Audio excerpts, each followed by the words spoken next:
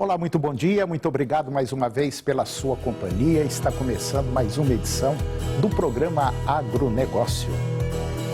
E no programa de hoje nós vamos falar sobre os preços das carnes que poderão sofrer fortes impactos. Vamos falar sobre a safra de soja e do milho lá nos Estados Unidos. Vamos falar também sobre o Banco do Brasil, que teve o maior lucro do que o esperado. Vamos comentar também sobre energia fotovoltaica, ou seja, energia solar. E vamos falar sobre a pecuária de corte. Vamos falar sobre gestão da atividade. O programa Agronegócio já está no ar.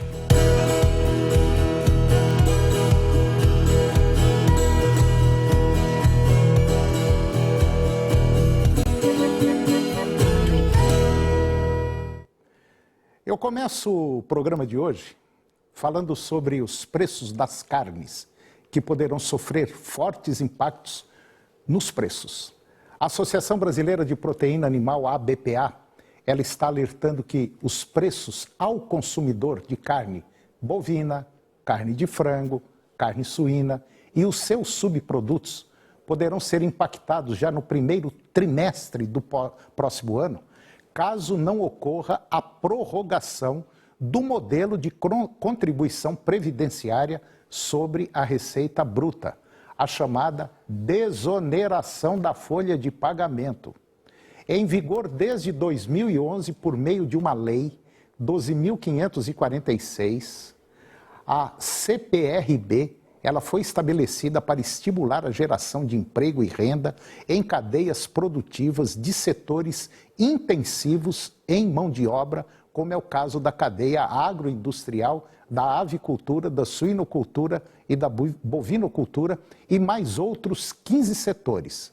O objetivo é que o prazo para manutenção da desoneração seja estendido por mais 4 anos. Caso contrário, terminará no fim de dezembro deste ano, mês que vem. E de acordo com o presidente da ABPA, o Ricardo Santin, essa reoneração dos setores com alteração do modelo tributário deverá causar impactos diretos nos custos de produção, agravando o quadro inflacionário decorrente das altas de insumos como ração, combustíveis, embalagens. No início da pandemia, o nosso setor produtivo, considerado essencial à estabilidade social, ele foi convocado a manter a produção. Em resposta, incrementou-se a oferta de alimentos e o consumo per capita de produtos avícolas e suinícolas. Cresceu.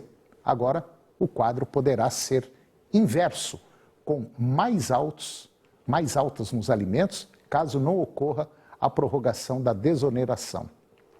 Os 17 setores do setor correm contra o relógio para sensibilizar parlamentares e o governo federal.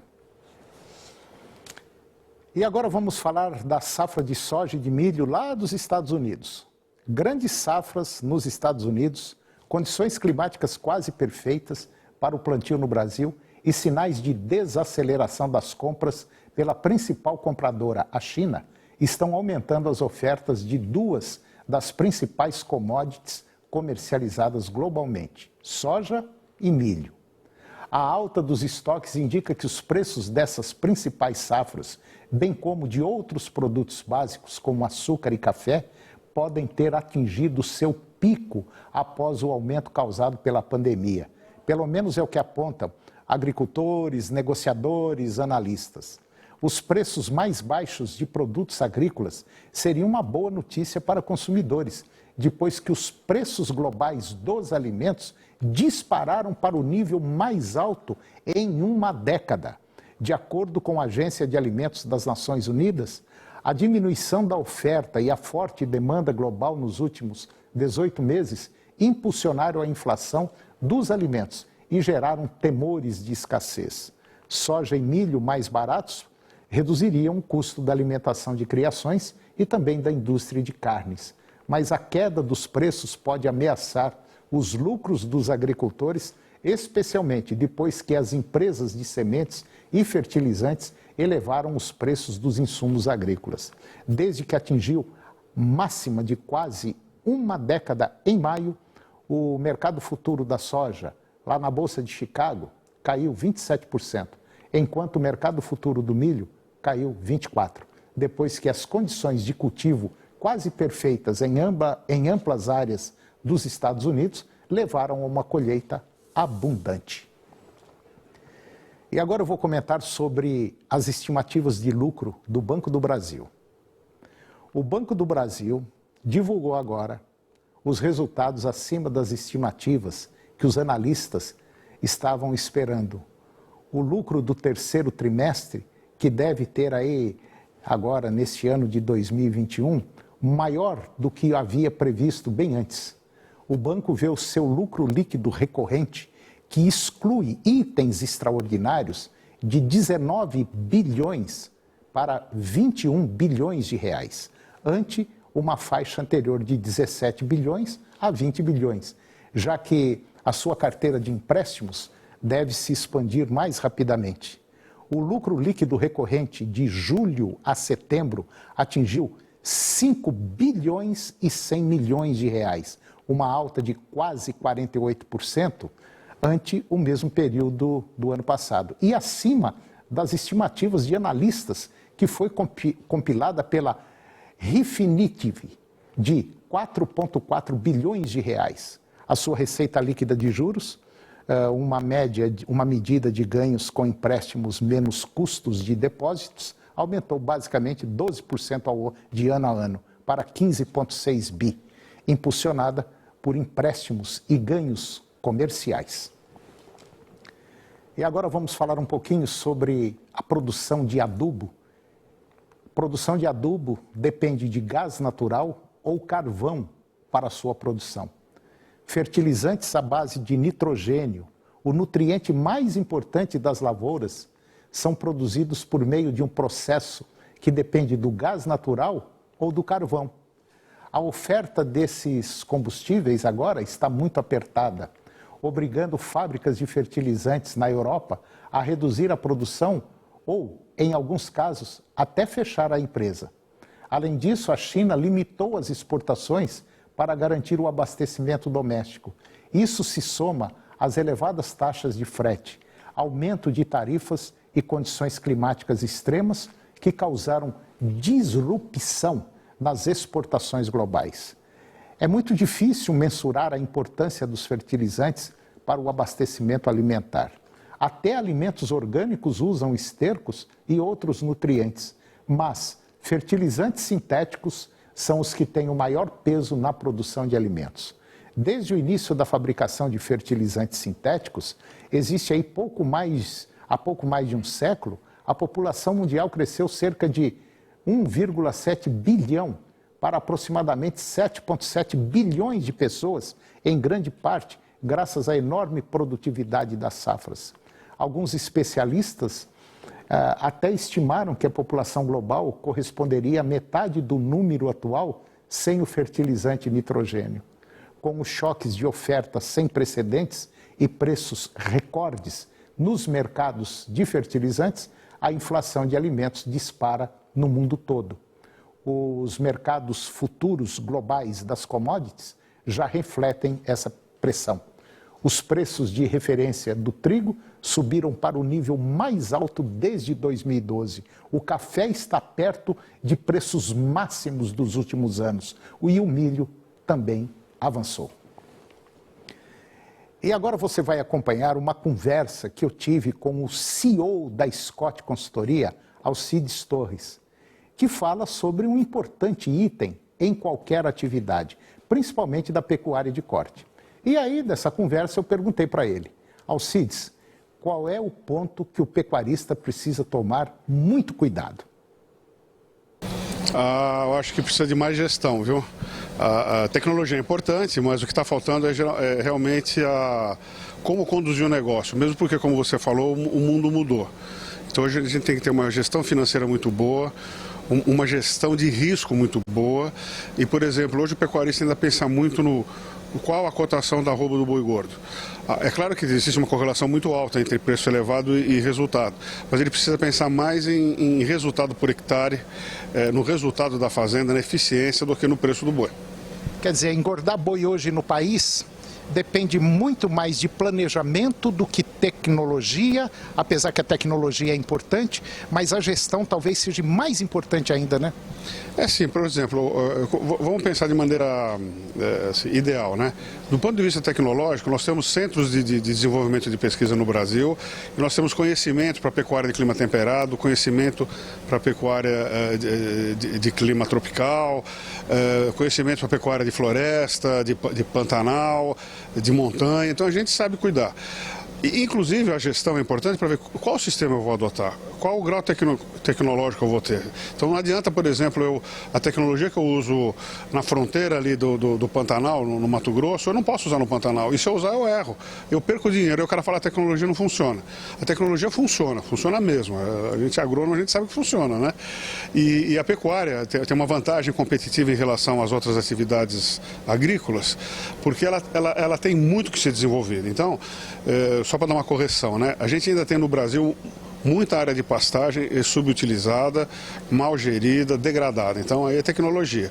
Mas essa tecnologia precisa de uma boa gestão. Ver o tempo que eu vou usar, a aplicação que eu vou fazer e o resultado que eu vou ter ao longo desse ano para ela se autofinanciar para o processo ficar contínuo.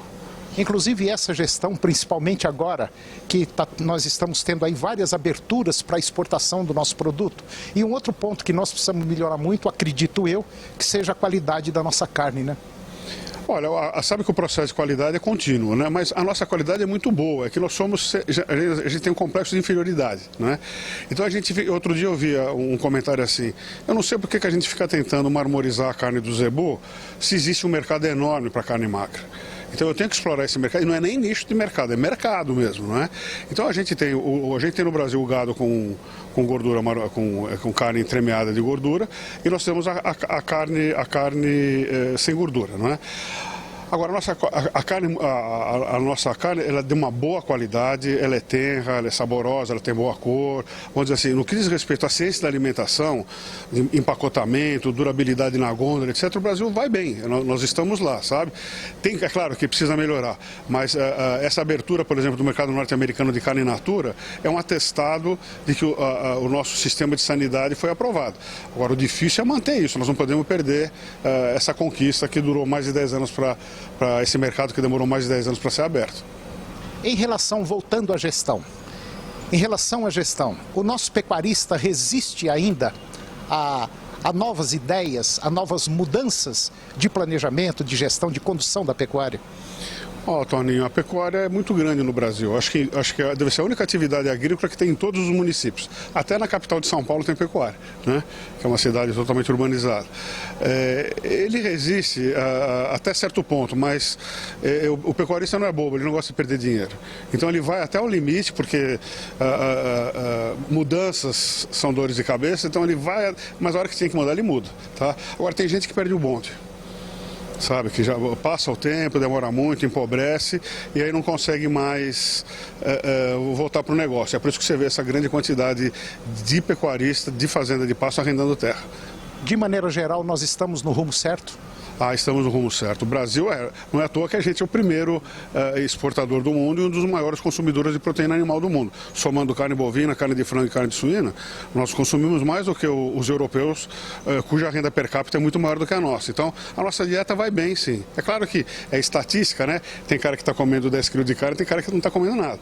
Mas vamos dizer assim, nós estamos caminhamos no caminho certo. O nosso sistema de produção é fundamentalmente baseado em pasto.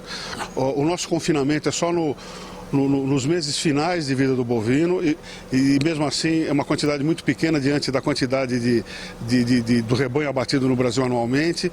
Eu acho que a gente, do ponto de vista de bem-estar animal, de sanidade, de aplicação de tecnologia, de engenharia, zootecnia, medicina veterinária, engenharia agronômica e mesmo o vaqueiro, nós somos um dos melhores do mundo. E agora eu quero convidar você a participar de um evento que vai acontecer no próximo dia 18 de novembro, às 19 horas, no Parque Agropecuário, em Goiânia. Esse evento é sobre sistemas integrados na recuperação de pastagens degradadas para altas produtividades de carne bovina. Está aí uma oportunidade que você não pode perder. O evento é gratuito. E depois do intervalo nós vamos falar sobre financiamento de sistemas de geração de energia fotovoltaicos e também sobre a implantação de energia solar. É um minutinho só, nós voltamos já.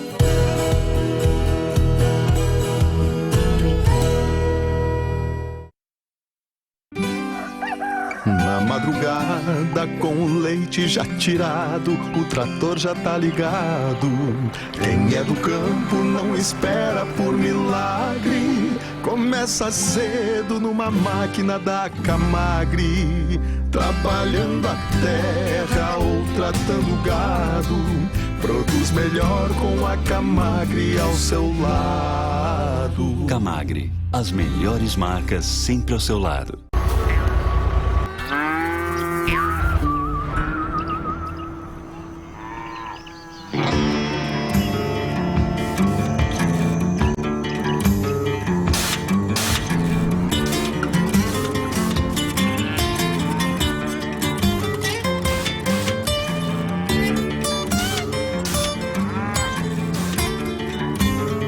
Lumage, nas principais cooperativas e revendas do Brasil. A força econômica do Centro-Oeste, referência no agronegócio, uma das economias que mais crescem no Brasil. É nesse cenário que o Senar Goiás vem transformando a vida para quem quer produzir e inovar. E conhecimento na prática é no Senar Goiás. E onde o Senar estiver, pode olhar em volta que você vai ver sonhos se transformando em realidade. Do campo à cidade, vem com o Senar Goiás. Quer aprender? Vem pro Senar Goiás, a maior escola da terra. Onde tem o trabalho do governo de Goiás, tem notícia boa para você, goiano. Quer ver? Na segurança, Goiás supera os Estados Unidos na resolução de homicídios. Na Previdência, 18 mil aposentados e pensionistas agora estão isentos da contribuição. Na educação, o Estado vai distribuir 60 mil computadores a estudantes e reajustar salário e auxílio de professores e servidores. Quem mora em Goiás vê o governo trabalhando e os resultados aparecendo. Governo do Estado. É por você que a gente faz.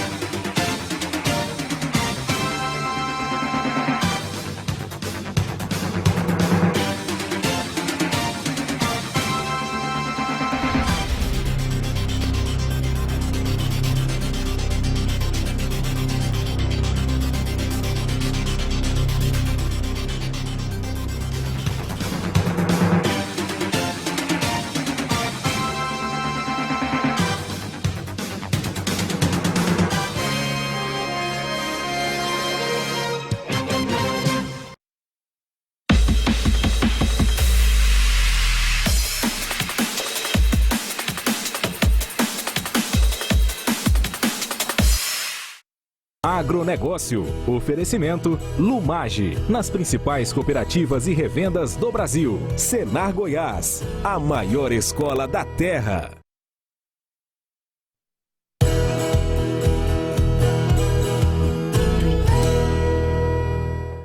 Eu estou de volta ao programa e agora nós vamos falar sobre conta de energia, principalmente para o pessoal de propriedade rural. Com o intuito de reduzir a conta de energia elétrica dos seus cooperados e, assim, os custos de produção caírem também, uma cooperativa lá de Carambeí, no Paraná, a cooperativa Frisia, está realizando o suporte dos produtores para a implantação de painéis fotovoltaicos nas propriedades. E esse investimento, ele garante uma produção ainda mais sustentável, com redução da emissão de CO2. E de acordo com a Coordenadoria Ambiental da Cooperativa Frisia, lá no Paraná, mais de 30 propriedades já estão em processo de instalação dessas placas fotovoltaicas. E os resultados já começaram a aparecer. Segundo os cálculos da cooperativa, a economia anual com energia nessas propriedades rurais vai chegar aí na casa de R$1 milhão. Além disso, nesse processo, deixou-se de emitir quase meia tonelada de CO2. Em média, o produtor paga hoje, lá no Paraná, em Carambeí, entre 35 e 45 centavos o quilowatt-hora, o KWH. Com a energia solar, o custo varia entre 12 e 15 centavos o mesmo KWH. O valor pago pelo produtor à concessionária de energia é subsidiado, um incentivo que será extinto, infelizmente, no próximo ano.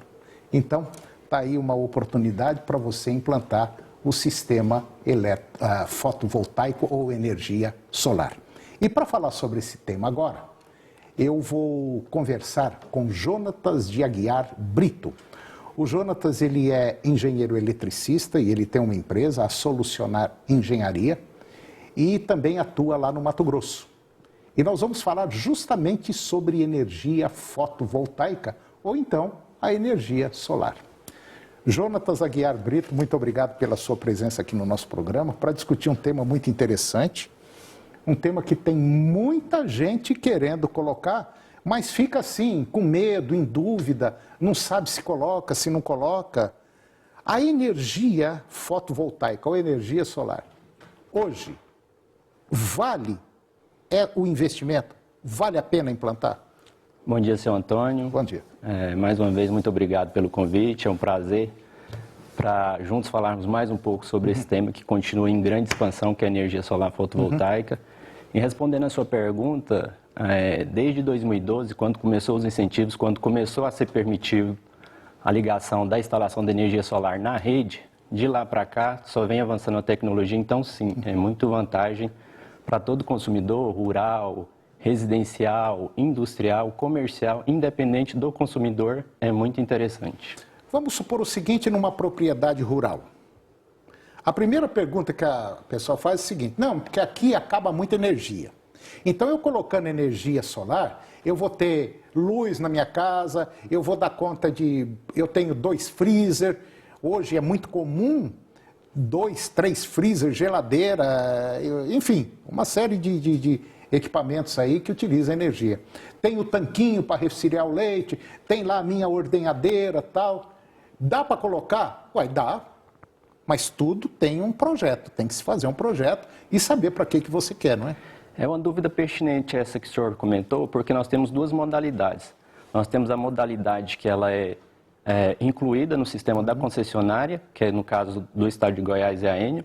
Nós temos esse sistema, ele é conhecido como sistema on-grid, que ele é conectado à rede da concessionária, ou seja, ele está sempre interligado. Acabou a energia da concessionária, automaticamente o sistema fotovoltaico, por segurança, ele tem que sair da rede. Então, respondendo à pergunta, sim, quando cabe energia, nessa modalidade, o produtor rural também ele fica sem energia.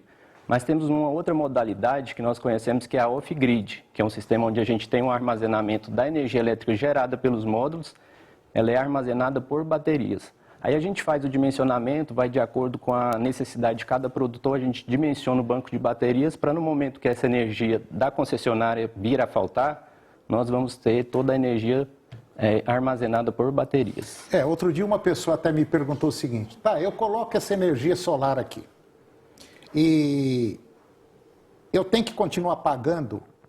Até ele falou, a Enel. Eu falei, olha, eu acho que você vai pagar um valor mínimo, né? Um valor mínimo. Existe aí, eu não sei como é que funciona, mas eu acho que se paga um valor mínimo. E aí você fica com as duas, mas utiliza a energia solar.